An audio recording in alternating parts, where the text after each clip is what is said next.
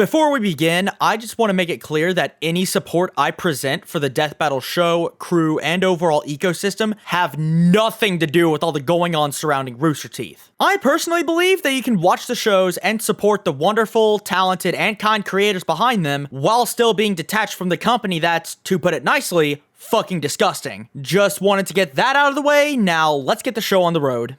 Are you ready? Alright boys, now that I've spent 3 months making a Pokemon video as well as spending another month and a half catching every single Pokemon known to man before the release of more Pokemon games, let's get on to this other thing that I committed myself before Scarlet and Violet release, where I make 4 tweets and that's it. Death Battle Season 5 might not look like there's much going on, but you'd be surprised. For one, new intro theme. Midway through the last season, they switched to using non-copyrighted tracks for analysis portions and started hiring musicians for the fight animations, so why not make the complete jump? Please refer to the signage on the wall. Another big change that didn't actually happen until near the end of the season, but it still happened, so I gotta talk about it anyway. New little tiny segments of Wiz and Boomstick and hand-drawn animation being all Wizzy and Boomsticky. I think the cutaways are neat as a whole, and I'll go more into that in the wrap-up portion. I feel like the most compelling aspect of Season 5, however, is the episode lineup. It feels like a precursor to Season 8. There's a ton of highly requested and popular matchups, and Carnage versus Lucy. It feels like the perfect time too, since with the changes Season 5 brought it basically sets the turning point for the modernization of Death Battle, so why not let loose a little? You know the drill by now. Big Idiot over here will take all the episodes and rank them all because screw it, I'm not playing Pokemon at the moment. Rules are the same as always. Animation matters most, verdict's not really a factor, and the order of each entry is based solely on my own opinion. Not to toot my own cock, but I'm getting good at simplifying my rules here. Just wait for the Season 6 ranking where all I say is animation, verdict, and opinion. Wouldn't that be epic? And start. I tried so hard to not put this episode at the bottom of the ranking. I value honesty in my videos more than just echoing community sentiments, but even still, it just feels obvious in a way, like, oh, here we go, another Season 5 ranking where we start with Black Panther versus Batman at the very bottom of the list. Let's see what stupid gamer guy has to add here. But after some much needed soul searching, I finally stood up and confirmed to myself that yes, Black Panther versus Batman is not the lowest ranking episode on the list because I dislike Thanos versus Darkseid more. Woo! Full disclosure, yes, I did start the whole season disappointment thing just so I can build up to this moment right here where I can like put on my big boy shoes and announce that yes, Thanos versus Darkseid is the biggest disappointment of all time. And look at us now. The funny thing is that I never actually bothered putting episodes I considered to be disappointments near the bottom of this list. I guess in my mind, having a less exciting matchup can count against you in these rankings, but come on, man. This is Thanos versus Darkseid. Surely there could be something I could look past here. No. If anything, it's even worse because they go in depth of all the crazy bullshit these characters can do while also sprinkling in funny MCU references and a minute and a half's worth of Death Battle written Deadpool shenanigans. But still, they realize these characters are beasts. So what do they do in the fight again? Oh, just punch each other. A lot. A lot, like so much punching, it's basically Hagar and Zangief on bath salts. There's some cosmic stuff going on, but all Thanos does with his gauntlet is confetti Deadpool away. Only one instance of reality warping, a couple portals, move planets around that sounds like cinder blocks, and then snaps his fingers a billion times. I like how it reflects in the analysis where they also focus so much on the snap and barely discuss what the stones can do individually. Props! And Darkseid, all he does is move a bunch of cars and use the Thanos copter, which, while funny, was only used as a visual gag in the analysis and never verbally mentioned once, and he uses his signature Omega Beams 3 times! One of which uses a technique famous for tracking down the opponent and never trailing off, only to completely ignore Thanos and trails off completely. Neat! They do go cosmic, but for what? More fist fighting and throwing planets around that have the impact of pebbles? I mean, you can argue it makes sense given who we're talking about, and they're now very, very, very big boys, but not when the sound design is this flaccid, man. And what, they clash punches and then a billion shockwaves are sent throughout the whole universe and then they're just, like, dead? What happened? Was that like a big bang? Whatever? That's the thing that blows about doing cosmic stuff. We as humans don't relate to that sort of thing, and unless you drag out the already 7-minute battle, it's going to be confusing for the viewer, i.e. me. And then what? Snappy snaps and then Thanos gets big mad when it doesn't work? We still have a minute and a half left in the fight, and it's already painfully obvious that he lost. Whatever, Thanos eventually gets put in the Omega Sanction where he can die an infinite amount of times for all of eternity. They can go buck wild with— oh my god, it's Deadpool with a gun! God, I wish that were me. It's cool that Darkseid sits on Thanos' throne and crushes the gauntlet, but not only can you barely see it, but that's the only death they show, and it's not good anyway. That's so awesome. I haven't even mentioned that Omega Sparx raps about how he's the king throughout the entire fight. This is more or less music to get crunk with the boys than a fight to the death. I've defended rap beats in death battles before. In fact, I'll do it again later in this ranking, but I think this was patient zero as to why the genre was already contentious in these kinds of fights to begin with. Like, yes, it does fit with all the punching happening throughout. It's just that the punching is so dull and immensely dragged out. And did I even mention who we're talking about here? Like, you can slap on any other beat to this and it would make just as, if not more sense. That's the DigitalTy guarantee. Also, the Kings of Infinity cover has 6 fingers on the gauntlet. Let's just move on. Okay, no memes this time. Now we're at the thing. This wasn't 100% dead on arrival, more like a 95. Black Panther has a movie coming out at around the same time Death Battle starts its next run. Oh, why not? Pretty high conclusion, I'll admit. So I can't wait to see who his opponent is. Okay. Why? Out of all the ways you can start a season, why pit a guy on his 3rd feature against yet another Marvel character? I get it, Batman is about on par with Oxygen on having an iron grip in pop culture, but the issue is that the season premiere now has to retread so much on previous episodes. Neither of the character rundowns did anything to grip me. In fact, they made the episode worse because, guess what? This is another episode where they go over all the crazy gadgets and abilities ever made and use like 4 of them for one character and literally none for the other. They gloss over T'Challa's numerous weapons and the properties of his vibranium suit only to have him reprise his role from Marvel vs. Capcom Infinite as Great Value Wolverine. Wiz even makes it clear how projectiles against the vibranium suit work, only to completely ignore it in the animation. Nice! The only reason this ranks above Thanos vs. Darkseid was that I was way less okay with butchering skill sets there than I am here, since finales tend to have more weight behind them than premieres. That's not even mentioning the combatants themselves. But that doesn't mean this episode is good. It has its own set of negatives. One of which is not the zoo portion. I've heard complaints that them stopping to fight animals breaks the pace of the fight, but if anything, that's my favorite part. It's at least different, and I especially don't understand the pace-breaking argument considering that there is practically no pace to begin with. Bruce and T'Challa just wail at each other constantly. Maybe Batman uses a funny gadget every once in a while. Still, it's just the two of them trading blows with very sluggish animation and next to no oomph, and only one moment of visible damage where a punch to the face of all things is what gets the blood gushing. The only hint of progress starts when they do get to fighting animals. Even then, I can only compliment it so much considering the execution of the phrase Batman and Black Panther beating up lions is about as stupid as that sentence is. I guess Batman using his funny prep time to lure Black Panther in the trap is a neat idea, but T'Challa only falls for it when he starts walking slowly rather than, oh, I don't know, using his acrobatics then and not after falling for it. Unfortunately, every positive I can come up with has a fat asterisk at the end, and really, this deserves to be left as a forgotten episode. Except that's not what actually happened because they decided to tack this on at the end. It's certainly believable that Wayne had the ability to develop a gun that could overload the Panther habit, but even if he could, he never would wield it in the first place thanks to his rejection of all firearms. Yeah, I know. It doesn't even have to be a gun. It can just be anything, but they chose the gun. They chose the... If there's one thing I took away from Raven vs. Twilight Sparkle, what is a megawatt hour? You guys are freaks. Yeah, I don't have anything super groundbreaking to say about this one. It's fine. I guess I like the gag of Boomstick hugging Wiz off screen, but the trade-off is Boomstick groaning about magic fueled by emotions and horse toys. We're 3 for 3 on Death Battle episodes with My Little Pony characters to have Boomstick all like, here we go again, pony time. Oh, wait, this is actually kind of cool, and I'm just tired. Nothing problematic. At least I don't think so. It's just annoying to go through the song and dance again and again and again. The fight, though, has things and stuff. Moments, even. At least I think it did with all the flashing fucking lights on my screen. Good God, you guys. Little insider fact for you guys. They specifically did this matchup just because they knew I would have to review this 4 years later and have to edit this down. Thanks, Ben. But no, I like... stuff. I like how the fight only really started because Raven got embarrassed and then later the fight shook her enough to destroy the horse toys. Twilight's comedic stress is shown off as well as I could hope for. Even Raven in love with a rock and her comical overreaction showcasing not just Twilight's effect, but also Raven's emotional instability. I like that. I think it's neat.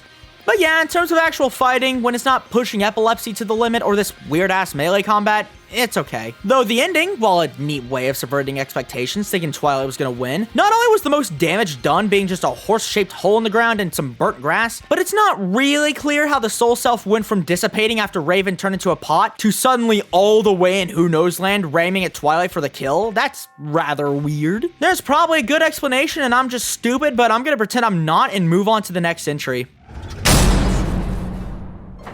As predictable as many death battles are, I would say one of their biggest strengths is their element of surprise. This video was written and recorded during Season 9, I don't think I need to elaborate. However, considering the death battle we have now, and with the position I'm in that's viewing a majority of their catalog in retrospect, most of death battle's milestones feel less like surprises and more like inevitabilities. We've already done 3D and hand-drawn animations at this point, hell, this season alone had its fair share of them, so you know what, screw it! Let's have a live-action battle thrown in the mix. I mean, what were you doing in September 2018?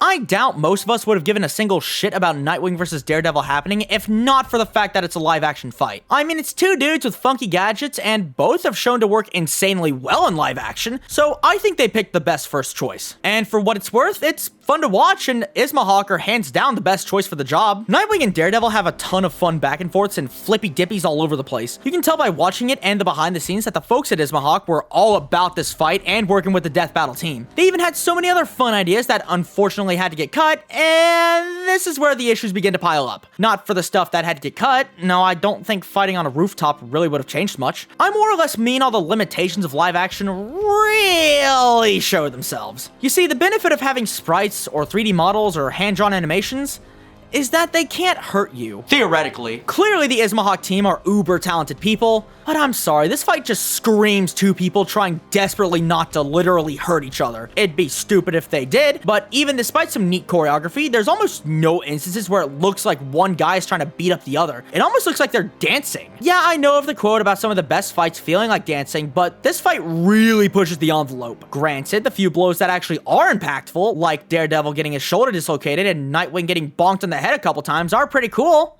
But that's it. But I feel like nothing better accentuates this point than the horrible killing blow. A punch to the face. Wow! Yeah, this episode has aged the worst of the season. The good choreography, in a vacuum, the editing and the analysis being a precursor to the modern comic and manga editing we get nowadays, and the novelty of this being live action to begin with are hands down the carrying aspects to this episode. I mean, at least Boomstick isn't overly annoying, nor does the fight hurt my eyes. However, now that we're well past that era and have a much better live action Marvel vs. DC street tiers duking it out, this just comes across as the experiment, and frankly, I wish I liked it more. Jotaro vs. Kenshiro was an episode I used to really enjoy. But then I realized what I loved was Bizarre Stars. Very good track, IMO. I hear it remixes music from both series, but I wouldn't know too much about that. I recognize the JoJo remix, but that's it. Lovely track. Works well both in battle and on its own. But yeah, the episode it's attached to... oh, oof. Jotaro's rundown sure is very death battle analysis. It's littered with JoJo memes, and look, if you love yourself a good JoJo meme, I'm happy for you. I just want you dead. No, but for real, they try to incorporate them naturally, but JoJo memes are like the most you either get them or you don't kind of jokes, and rather than getting me interested in checking the series out, it just left me even more alienated. And for the jokes that aren't explicitly referencing JoJo memes, now I just want me dead. Kenshiro's is pretty good, goes over his story and accomplishments very well. He's got some insane feats with varying environmental aspects. I wonder what the fight will bring. How about a desert and bumfuck fucking nowhere? All they have to play off of is Kenshiro's musty car, which they do nothing with, a pyramid, which Kenshiro bonks against and it's never seen again, and Joseph, but since he can't help in the fight, he just looks like a crusty dickhead for standing back, screaming, and watching his grandson get killed. The overall aesthetic is kinda blech. The sprites are mostly blurry and the vast majority of the hand-drawn stuff looks very goofy and off-model. They also apparently get some stuff wrong, mainly with the Muso Tensei being more akin to after images and not shadow clones, but I'm not that big of a nerd to care. What I do care about, how it's very akin to a low-end Season 2 fight, in that it's hilariously short and like what happens? I get the whole dynamic is that all Kenny needs is one hit, but because the fight is so short, there's very little chance for anything super cool to happen. And what do you know? It doesn't. The fabled Aura versus Atatata matchup only happens randomly in the middle of the fight too. Great! Not to mention the hellish conclusion where they said it was close but gave Jotaro most of the advantages in the analysis and later said he didn't stand a chance by himself, and the While Jotaro may be skilled in deducing his enemy's weaknesses and strategies in mid-fight, Kenshiro's skills, durability, and straightforward approach meant there really wasn't anything for him to pick apart here.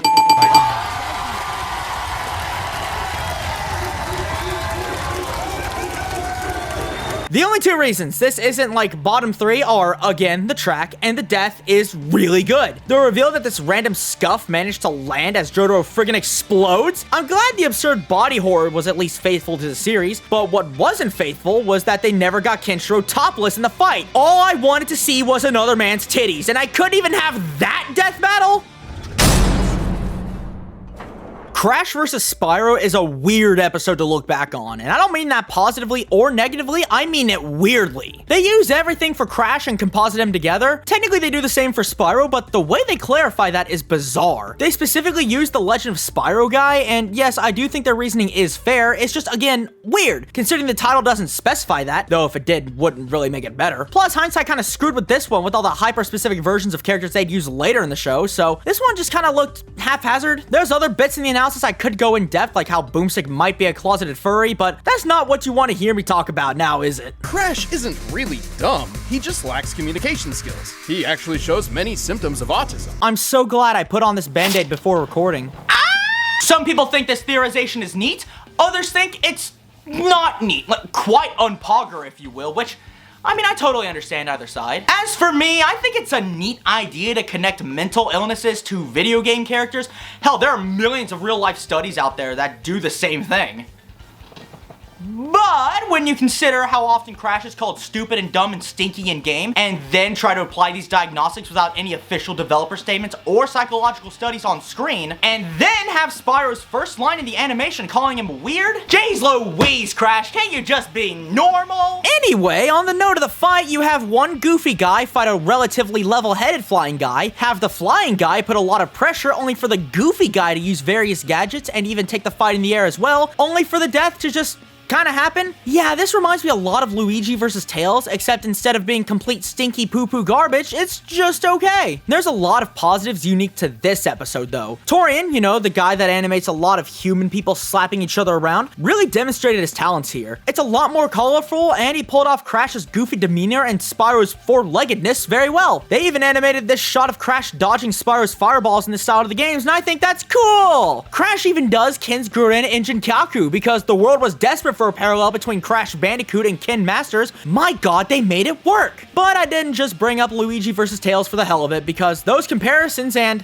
this were what dragged the episode down hard. I know it's been 4-ish years since this was released, but I think most of us can agree that there was very little suspicion Spyro was gonna lose. They talk about all this insane kooky madness he's went through, meanwhile Crash has 112 crates falling on his head and autism, and the fight even ends with Spyro going berserk after a kick to the face, and then Crash just gets lasered to death. Yeah, okay. Without all the dumb, stupid baggage with that one comment, as well as maybe dragging Spyro down a peg to make it more fair, this probably would have been much higher on the ranking, but it just wound up as the most death battle episode to have Crash and Spyro ever made.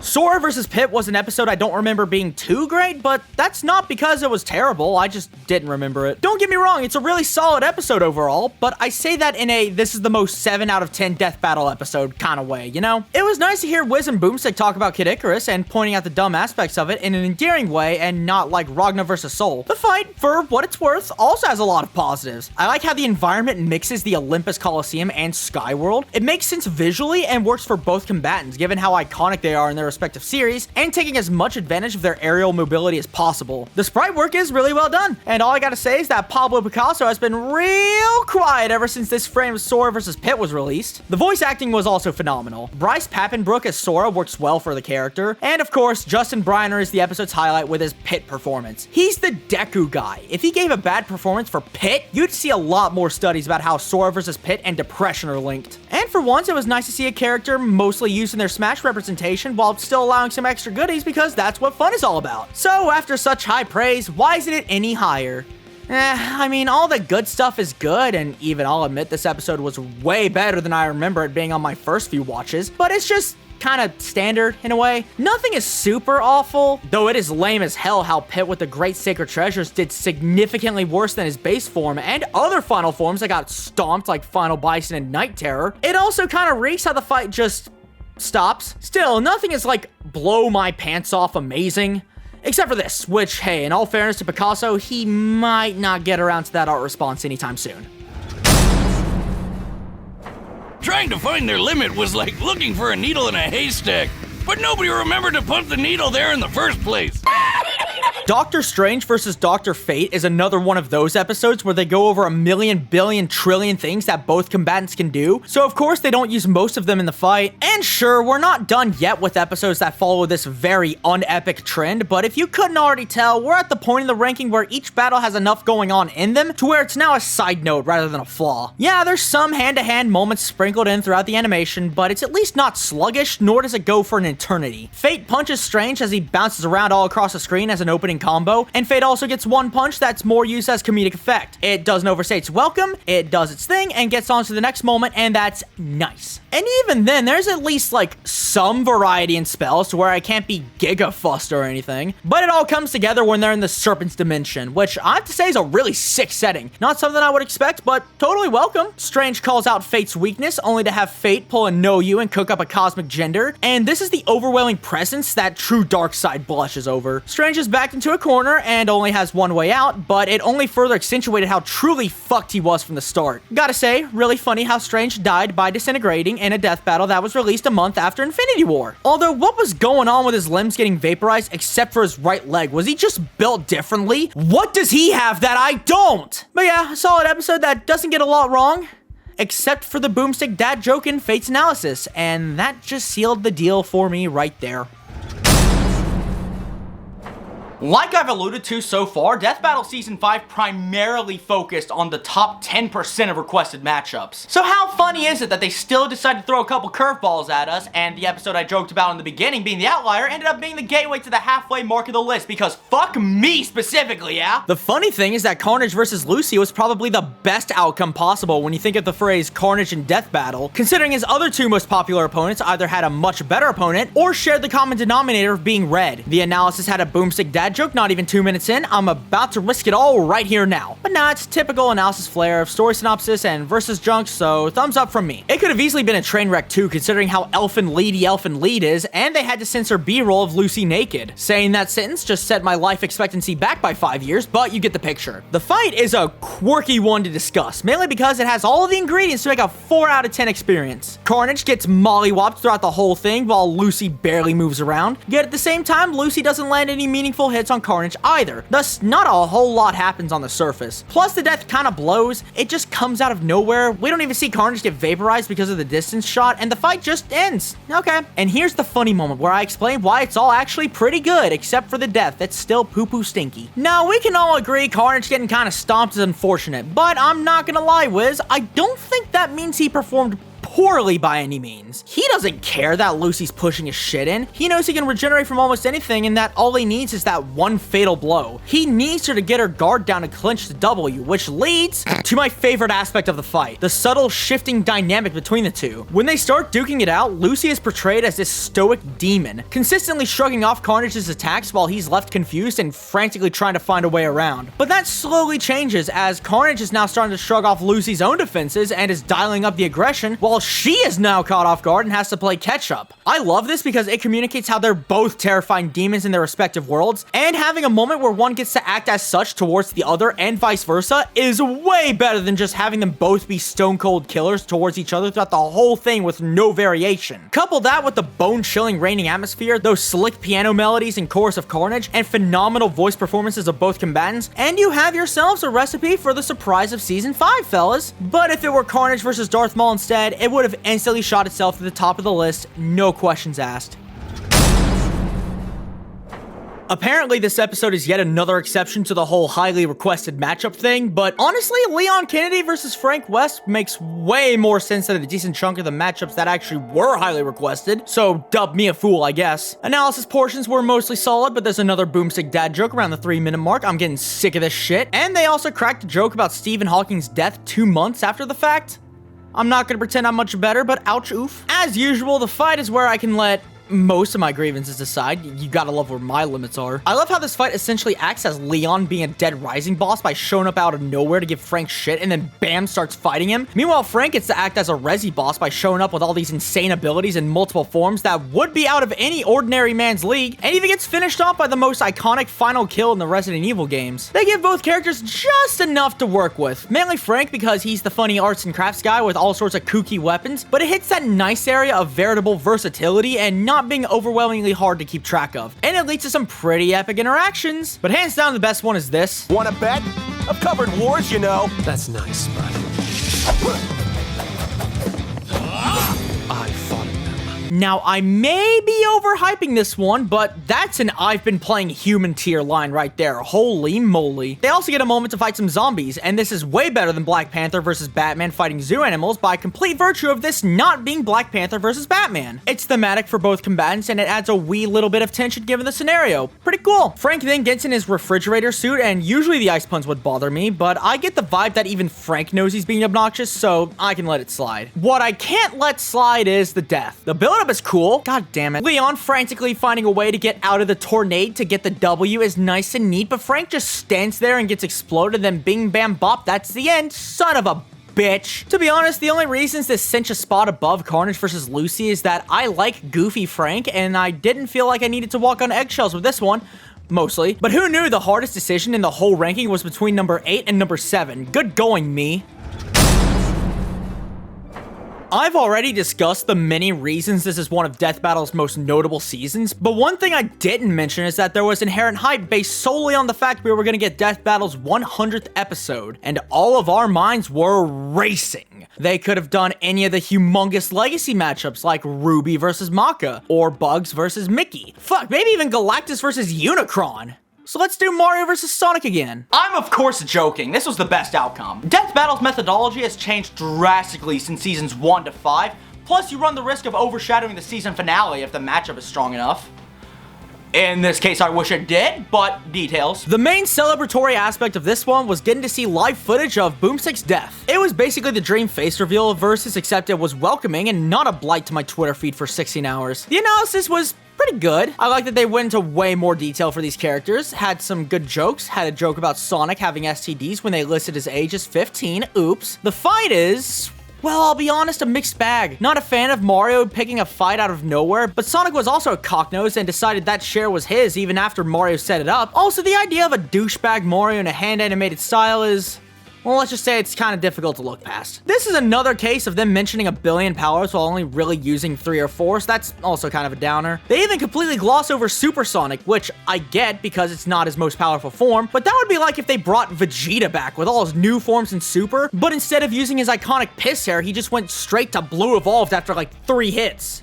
Yeah, now that I'm mapping all this out, I probably should have put this fight lower, but to be honest, this is another TMNT Battle Royale situation where objectively speaking, the content is but it's hard carried just because of the idiot discussing it. At least there aren't any slurs. I'm a gamer guy, so this matchup is like crystal meth for me. I also grew up on Mario games and had to take a fat L 7 years prior, but it's okay, I always win in the end, always. Plus, there's plenty to enjoy. The shot of Mario ripping off his nakedness to reveal his overalls puts that Sora frame to shame. I gotta reiterate, Picasso is in shambles. Even though they don't use a lot of power-ups, I at least like how they use some of their most iconic stuff while still squeezing in some of their quirkier ones, like the bubble shield and the cat suit. I mean, for God's sake, they do a cosmic feat more impactful than Thanos versus Darkseid. That's funny. The voice acting is just terrific. Off-Brandicoot is back once again to prove he knows something we don't, given that he's voiced Sephiroth and later Boba Fett and Black Adam, all the while giving a very commendable Mario performance. But Nicholas Andrew Louis as Sonic? I legit thought they got Roger Craig Smith or Jason Griffith or somebody when I first watched it. No, it's just that spot on, and probably my favorite Sonic performance he's ever done for this show and other adjacent content. The death is also really good. Not sure I would have called back to the gay Bowser line myself, but I like how it's started with a callback to the first one, and the explosion is very sick to look at, and it has eyes. I wouldn't say I prefer this over the original. They both do things better and worse, but both give me that big ol' smiley emoji on my face, and I say if an episode at least gets that right, it deserves to be a gatekeeper in the top 5 for me. Optimus Prime vs. Gundam is an episode that people either love or like, just not as much as the popular opinion. Somehow I ended up in the middle. The analysis had some good jokes. Boomstick is implied to hate the rich, based. They called this thing a goofy suit, and after 2 seconds of scrolling through the Death Battle wiki, the joke had layers, and I love that. And this, The most dense natural material on Earth. You're the most dense natural material on Earth. is such a tie-core joke, I can't handle this. But as you know, nobody cares. Let's get on to the fight, and I know I'm not the first person to say this, but not a fan of Optimus in this one. They go on in his analysis like, Optimus is just too nice. He's too good of a sport. Why can't he fucking kill Hitler? And then portray him in the fight as an aggro bastard. The line of him calling the Gundam a Decepticon is also kind of cringe when you watch a Transformer cartoon for more than 10 seconds. Really, it's the idea of Optimus in Death Battle that sets off a lot of red flags. I mean, he kills Amuro because he happened to be the exact location as him. Like, is anyone gonna tell him there's a human in there, or how huge would it have been if Optimus realized there was a human in the cockpit? Meanwhile, he can't reason with him, so realizes he has little choice but to take matters in his own hands. And for that added flavor, remember when they said Optimus blew himself up for not realizing he broke the rules of a game? Yeah, so my idea might be a little goofy, a little silly even, and maybe still not entirely in character, but it still would have made at least a little more sense. But despite this admittedly glaring flaw, look, I can't help it, the battle's freaking amazing. This is the first 3D fight since before Torian was brought into the show that Torian wasn't involved in, so there was a whole nother team using Unreal Engine, and yeah, what a very great first impression. Lots of beautiful shots in space, specifically the beginning where Amuro pushes Optimus on top of the big ship. They also sprinkle in some hand-animated sections of Amuro in the cockpit. I think that's neat and significantly less cursed than sticking with the 3D models like they did in something like Power Rangers vs. Voltron. It's just a fun mix of aerial combat in space, and then some very fun interactions where they fall from space onto the planet and get into some big fisticuffs. I freaking love that shot of Optimus's wheel kick. What an inspired decision. But I'd be lying if I said the custom track didn't hard carry this entire fight. Wings of Iron, famously known as Sex transformed into a hard rock track, is a hallmark as to what the Death Battle team can do whenever they have just the greatest idea of all time. It's in a league of its own, but it's not my favorite track of the season, actually. I know I just got myself put on a watch list for that, but I can't help my stupidity and like just one other track more than this one. It was very close, boys. But even still, with that out of the way, what a phenomenal episode, and there are still 4 more I prefer. What the heck? What Mario vs. Sonic 2018 is for this season is also what Goku vs. Superman 2 happened to be for season 2. Both commemorate enormous milestones for the show. Both have had tremendous hype. Both are excellent episodes with some glaring issues. Both are, at the very least, a little contentious. And the big one, both were also somehow outdone by the episode that came out immediately after. Ultron vs. Sigma follows the Donkey Kong vs. Knuckles approach of choosing to be a banger instead of a footnote. Blah blah blah, analysis pretty cool and epic, who cares? This fight is crazy! They didn't have to have a brief little army battle in the fight, but not only do I appreciate it, I like how backseated it is. Ultron and Sigma are both tyrannical rulers of mechanized mayhem, so having them scrap it out would definitely be missing something magical. But it doesn't overshadow the main event by only dedicating a few brief shots at the very beginning of the fight. As great as Eggman vs. Wily was, I totally wouldn't blame someone for having an issue of it being more like Eggman and Wily's Funny Friends featuring Eggman and Wily. The beginning's nuts. Ultron focuses a lot on heavy hits, while at the same time Sigma gets a flippy dippy all around to land crazy combos, and it's just so much fun to watch. Then it does slow down for a little sick POV action of Ultron's upper hand in the match, only to have Big Boy Sigma overwhelm Ultron in another kooky combo, then them having a very brief but still awesome giant mech battle with the two having a laser clash that transitions nicely to the Sigma virus portion. Ultron does shrug it off a little too easily in my opinion, but you could also say it makes sense for Ultron to toy with Sigma a little by letting him think he's won by allowing the virus to take most of his body when it doesn't even matter anyway. But I love that the kill isn't a traditional one. We get a lot of explosions and decapitations and vaporizations and whatever the hell happened in that goated Sub-Zero vs. Glacius episode, so having an ending where the Sigma virus isn't really destroyed, more so just completely mutated in Ultron's image with zero signs of the original host,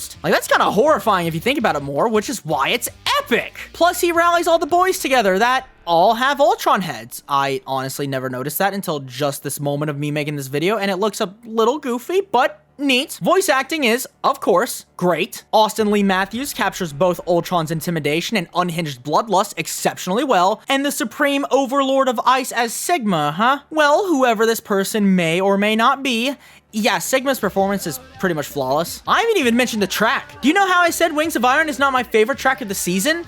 This isn't the one I prefer, but it's still pretty cool. Shit, maybe this is the surprise of Season 5. There wasn't as much going against it as Carnage vs. Lucy, but it being the immediate follow-up to Death Battle's most significant milestone at the time, as well as being a matchup most indicative of our sleep paralysis demons, as well as it being this good, have to say, kinda kino, not gonna lie, Wiz.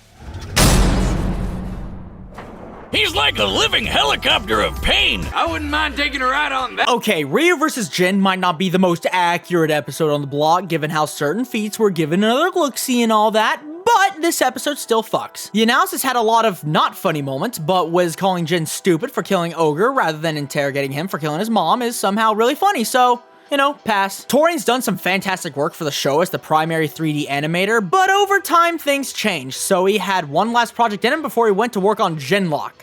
And then he came back for the next season and then popped his head in occasionally before leaving again after season 8, but for what we all thought was going to be a huge send-off at the time, having his last fight be a hand-to-hand slugfest that we all know him for is the perfect fit. Welcome back to another episode of Ty Wonders Why People Don't Think Rap Music Fit in Fights. That's right, boys, we're getting crunk again. I just think the statement of rap music not working with a street fight or anything is...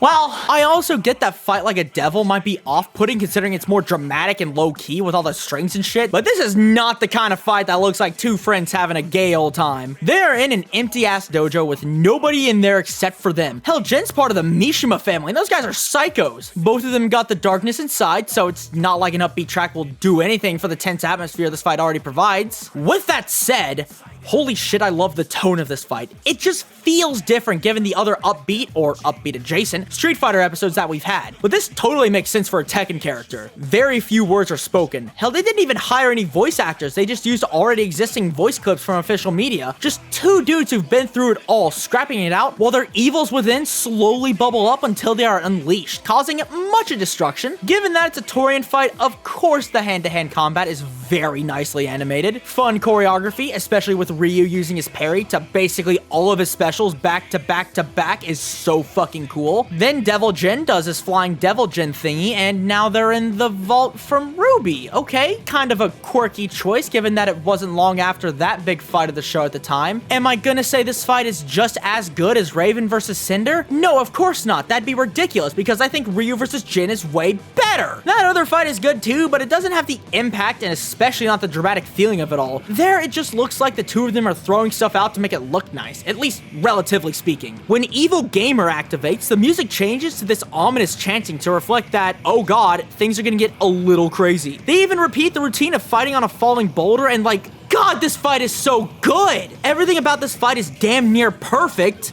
So of course it follows the season 5 trend of having a very disappointing ending. I like Jin's eye laser, but Ryu activates the power of nothingness, pushes Jin, lasers Jin, and that's it. The blood trail looks like what would happen if you had a 40 pixel red brush and drew a straight line, and it barely looks like it did anything to Jin up until Boomstick mentioned that he had a hole in his chest.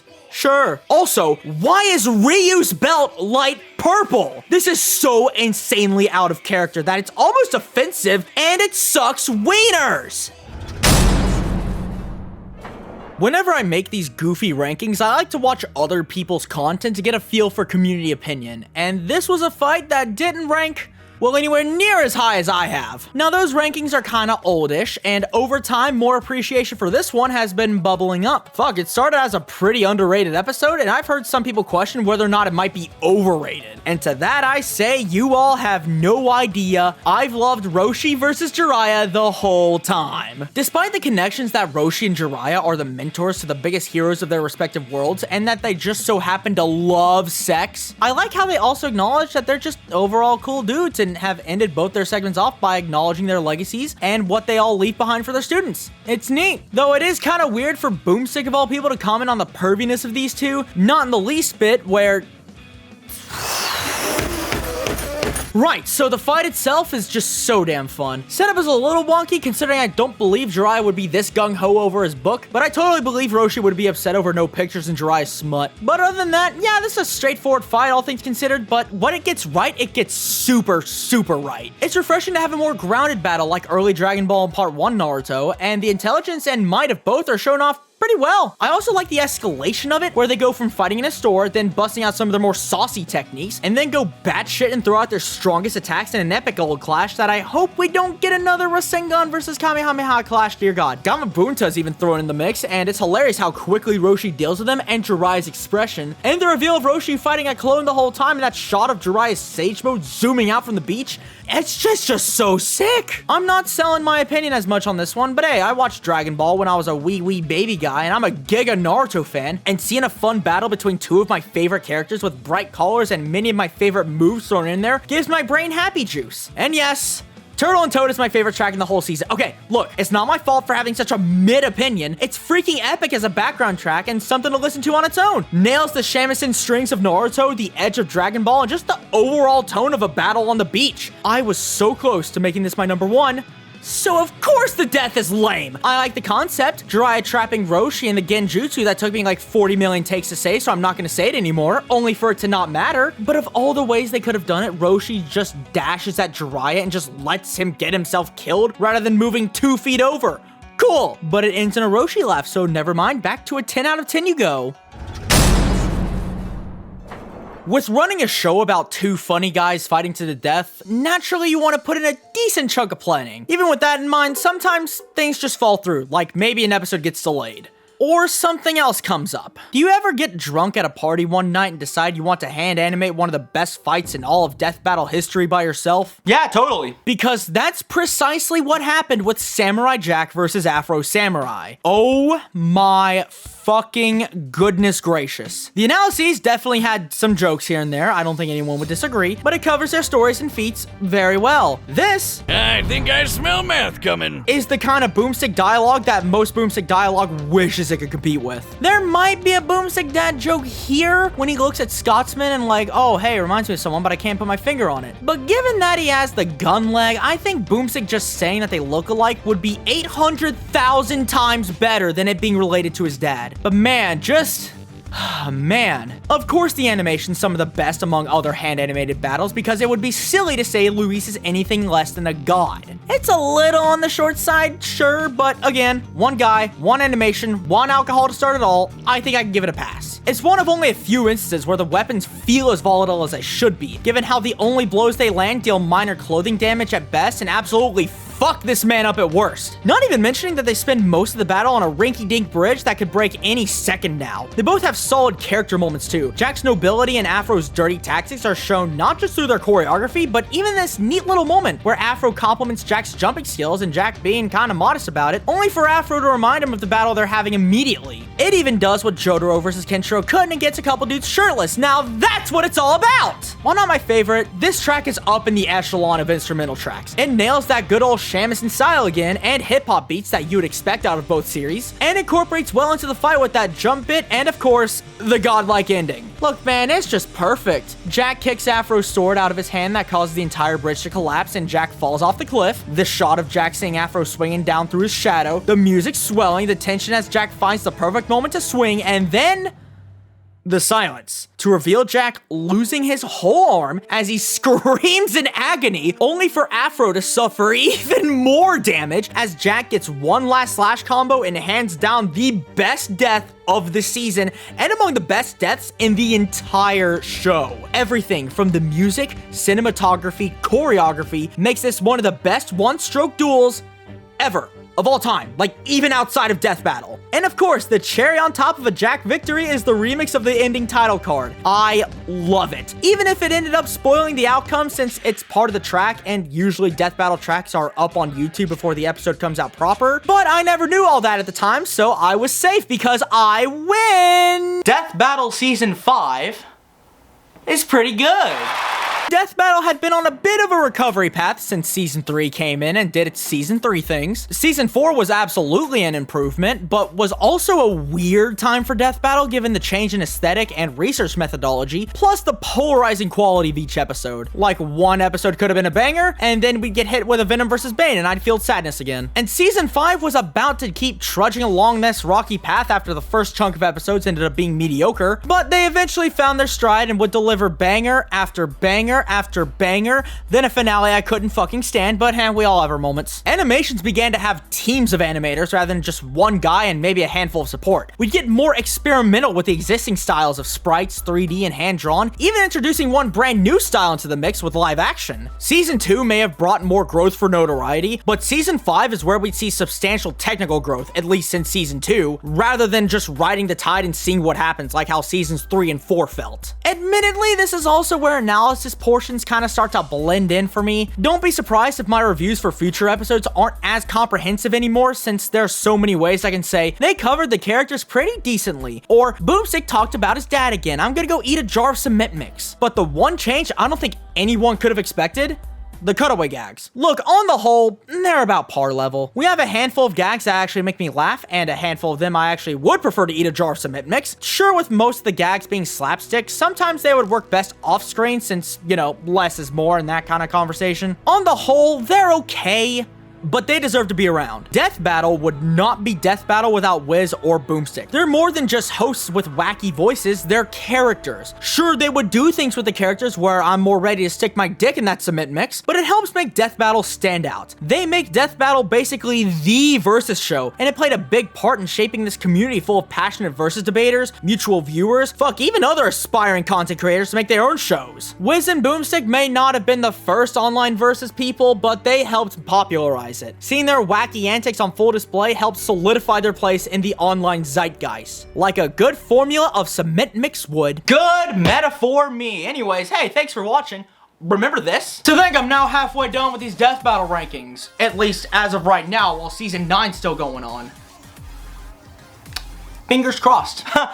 Stupid alert. I know this ranking is like 6 months apart from the last one, but hey, hi, my name's Ty. I make videos infrequently and spend way too long on them. I really want to get one more scripted video done by the end of the year, but I don't know what that's going to be. It's probably going to be the Season 6 ranking, or I might just feel like do something else, or I just decide that I don't end up making a video, which will be the worst possible scenario, but I mean, hey, who knows, details. So if you like this video and want to see more, allow me to be a hooer and ask you to press all the funny buttons. Knowing there are people that watch my doofy videos and listen to what I have to say and leaving their own thoughts and takeaways gives me more motivation to keep making content, other than, you know, my own creative desires. That's gonna be all from me, boys. Join me next week when I decide to reanimate Jotaro vs. Kenshiro, featuring my own indulgences.